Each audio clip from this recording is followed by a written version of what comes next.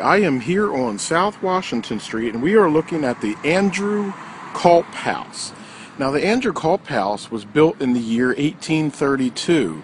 It's one of the older stone houses in Gettysburg, and it has a very like resemblance to the General Lee's headquarters building. That is because it was built by the same man in the same time period. Now, this house sits here on South Washington Street, which was actually Washington Street in 1863. And during the Battle of Gettysburg on July 1st, 1863, Major General John Fulton Reynolds and his staff rode right by this house on their horseback, heading toward the battle up at the Lutheran Seminary. Now, as the general and his staff rode by, women came out of the house and offered the troops water. Just about an hour later, the 11th Corps under Major General Otis Oliver Howard passed by the same house, and the women also came out and offered them and the troops water as well. Of course, this house was a witness to the retreat of the 11th and 1st Corps soldiers back through the town later in the evening of July 1st, 1863.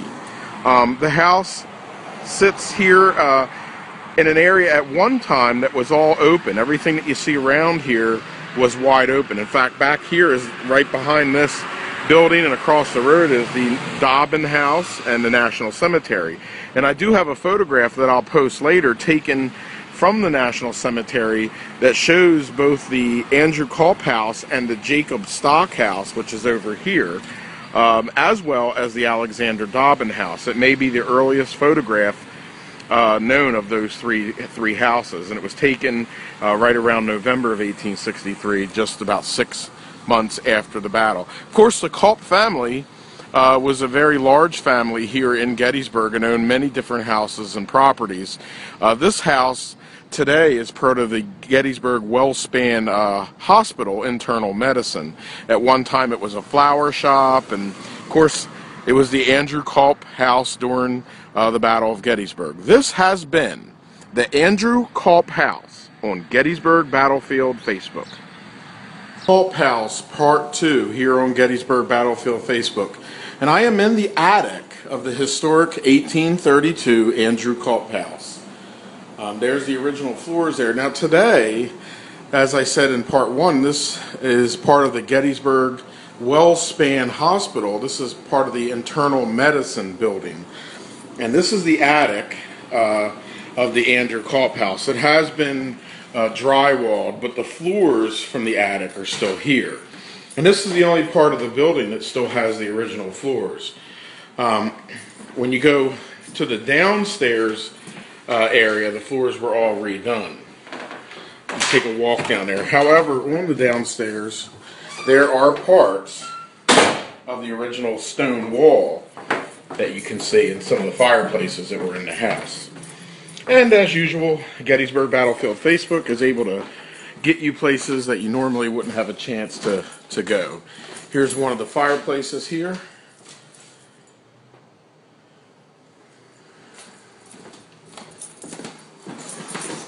And there's the other one.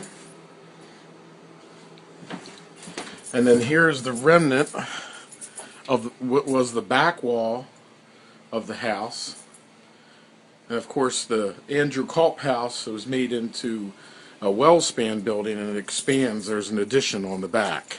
When you go in this office here, there's also a part of the original wall in this office. And ironically, this doctor that has this office also has therapeutic remedies of the late 19th century. So from the Civil War to the late 1800s, these were the types of remedies you got when you were sick or ill. So for a historic building like the Andrew Culp house, that's kind of significant and makes sense. Again, this has been the Andrew Culp house Part 2 on Gettysburg Battlefield Facebook. Gettysburg Street, and we are looking at the Andrew Stock house. Now, the Andrew Stock house has a strange occurrence when it comes to the Civil War theory of Civil War buildings. As you can see, the house is actually made up of two houses. The blue side, which is located at 226, and just to the right of the door you see a Civil War July 1863 plaque, and then 228 also has a Civil War building plaque next to the door, July 1863. However, in 1863, the only part of the house that existed was the left side of the house. This house, the left side, was built between the year 1830 and 1840. The red part of the house was actually built in 1864 and erroneously displays a Civil War building plaque on it. But in 1864, or 1863 rather, during the Battle of Gettysburg in July, Federal soldiers from the 1st Corps retreating up the railroad cut passed right by this house on their way into the town and then south of the town to Cemetery Hill. This has been the Andrew Stock House here in our In-Town series on Gettysburg Battlefield Facebook. We are looking at the Andrew Woods House, which is located at 271 Baltimore Street here in Gettysburg. This house was built, or should I say the metal part of the house was built in 1834 by a man named Jacob Heck. 3 years later, tax records show that he built an addition, which is the brick section, and that would be the Civil War structure that was here during the Battle of Gettysburg. Now, during the Battle of Gettysburg, the house was owned by a man named Andrew Woods, who was a carriage trimmer, and he was a carriage dealer, and he had his 2-story brick house as well as the carriage shop over here during the Battle of Gettysburg. Now, many people say, what is a carriage shop? A carriage shop is where you would bring your carriage and have it trimmed out real good. That's what a carriage trimmer is. It would be like Pimp My Ride on MTV, where they get it all fancied out. Andrew Woods had his carriage shop in this building here during the Battle of Gettysburg.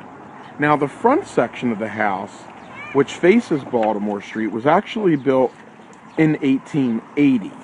And it is a little bit misleading because the Civil War building plaque that is on this house is actually on the 1880 portion of the house, not on the 1834 or the 1837. You can see the Civil War building plaque here.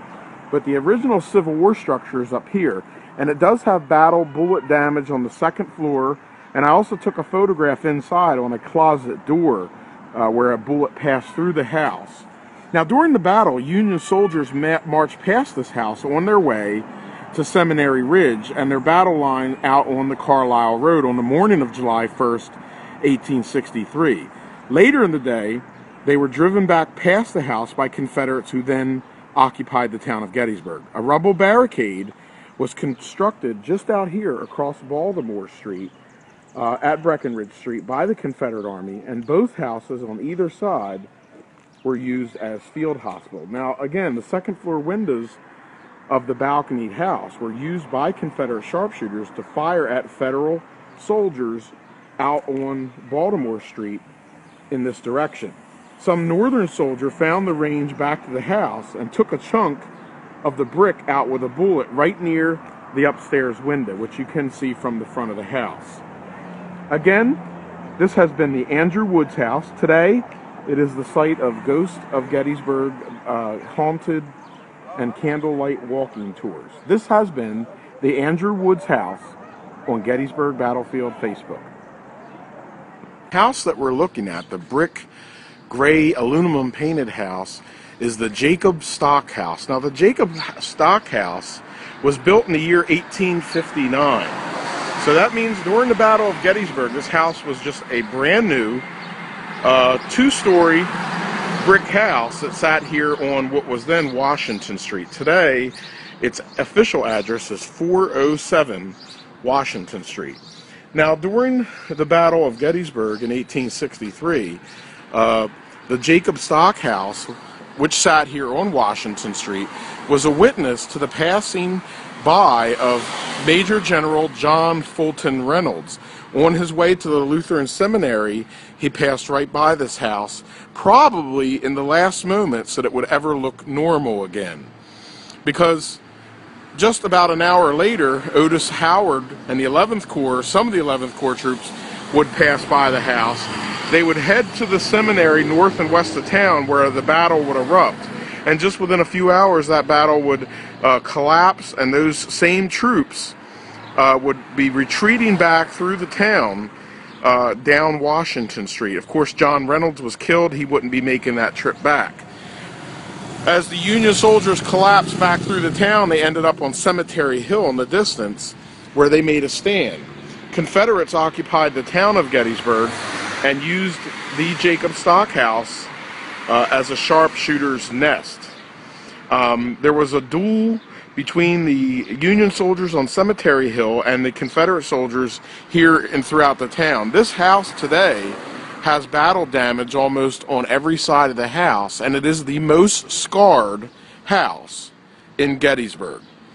One story is that an artillery shell entered the house near the window up there, and actually you can see where there's some brick that has been replaced, where it was displaced. An artillery shell, if you go up into the attic today, there is some boards that are missing where an artillery shell entered the house where a Confederate was up in the upper attic area.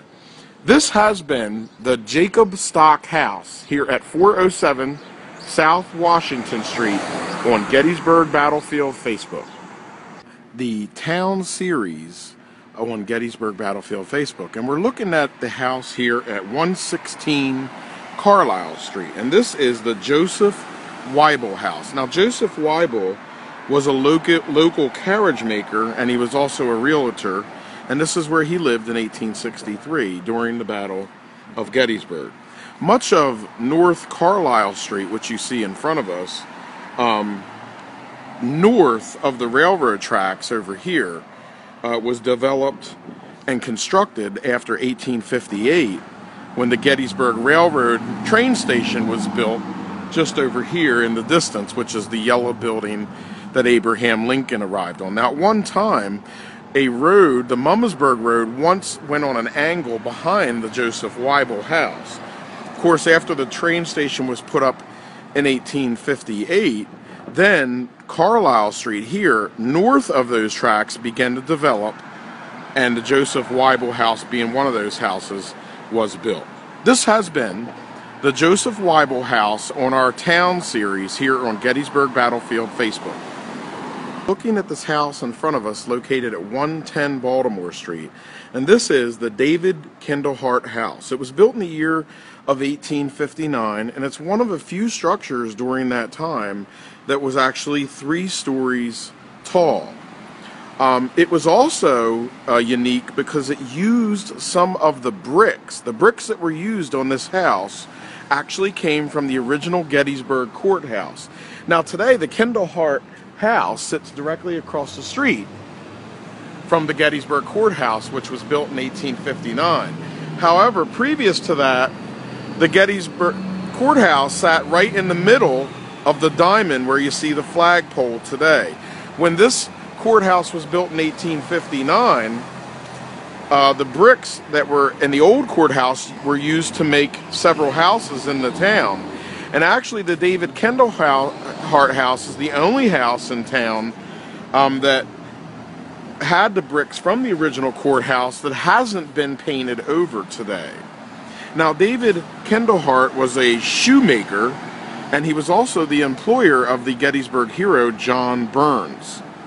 He was also known because he responded negatively to Jubal Early's request for supplies on June the 26th, 1863, when he made a raid through town a few days before the Battle of Gettysburg, which you can go back and watch our video series, The Unknown Battle of Gettysburg, in 10 parts.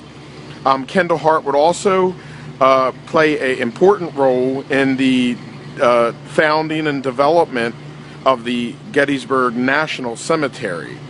Now, the house to the next to that house, which is 112 Baltimore Street, was the David and Fanny Bueller house, which was built in the year 1816. It's one of the older brick houses in town. Now, David Bueller was the postmaster of Gettysburg in 1863, and his wife, Fanny Bueller, wrote a very detailed account of the family's experiences and her personal experiences during the Battle of Gettysburg. Next to that, at 116 Baltimore Street, is the Mary Wasmus house. Now, the Mary Wasmus house is also a three-story house that was built in the year 1816. It's one of three houses that was built in 1816 with 3 stories. So this block of homes here, the David Kendall Hart house, the David and Fanny Bueller house, and the Mary Wasmus house, is a very historic block of houses here right across from the Gettysburg courthouse. And this is a part of our in-town series here as we look at different houses that were here during the battle that still stand today here. This has been the Kendall Hart Bueller and Wasmus house in their in-town series here on Gettysburg Battlefield Facebook. West Middle Street. And we're looking at the George Corridori house. Now, George Corridori was born in the year of 1828. His brother, Nicholas Corridori, owned the Corridori farm along the Emmitsburg Road, which was basically a farm where they would raise and slaughter cattle to be brought into the town, where they had a meat shop where they would sell their meats. Now, George was on his way home from Baltimore, where he had just delivered a carriage that his brother had made. Now, his son was in the Pennsylvania Volunteers, and George had been wearing a pair of his son's war trousers, his federal trousers. On July 1st of 1863, while coming up the Emmitsburg Road after delivering that carriage, he was captured by Confederate cavalry. They picked him up, and they actually sent him to prison. He was one of 7 civilians during the Battle of Gettysburg that was actually sent to prison. He was held for 1.5 years in prisons in both Richmond, Virginia, and Salisbury, North Carolina. The Confederacy began to collapse in 1865, and the prisons were ordered freed in February of 1865. Now, at the age of 59, and in prison for almost 2 years, his health began to fail, and it began to take its toll on George Corridori's body. In March of 1865, he was released, and he made his way back here to his home in Gettysburg. However, on March 23rd, 1865, he passed away from the disease and the illnesses that he contracted while in prison in Richmond and North Carolina. That very day, on March 23rd, 1865, legislation was passed in the state of Pennsylvania that ordered the release of all Pennsylvania citizens that were captured and held by the Confederate States of America. Unfortunately for George Corridori, it was too late. He's one of the only civilians captured during the Battle of Gettysburg that would die because of the illnesses, and one of the civilians that was held the longest. This has been the George Corridori house here in our in-town series here on Gettysburg Battlefield Facebook.